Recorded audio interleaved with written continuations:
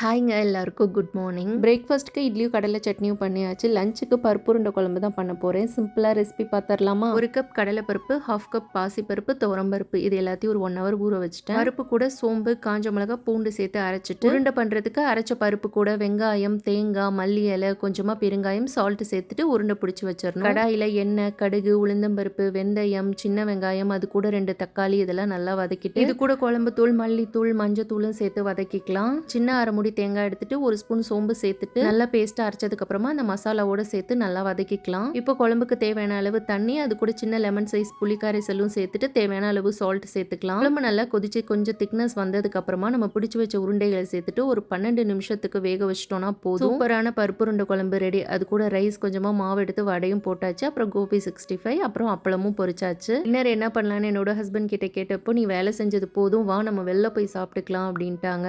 Veg pasta, kuboos, tandoori மஷ்ரூம்னு ஒன்று try பண்ணியிருந்தோம். ரொம்ப நல்லா இருந்தது. அப்படியே நல்லா சாப்பிட்டுட்டு ரிலாக்ஸ்டாக லாங் ட்ரைவ் போயாச்சு. ஃபரா டீ ஷாப்னு இருக்கும். இவங்களுக்கு நிறைய அவுட்லெட்ஸ் இருக்குது. இங்கே கராக்சாய் ரொம்ப ரொம்ப நல்லா இருக்கும். டீலாம் குடிச்சிட்டு அப்படியே வீட்டுக்கும் வந்தாச்சு.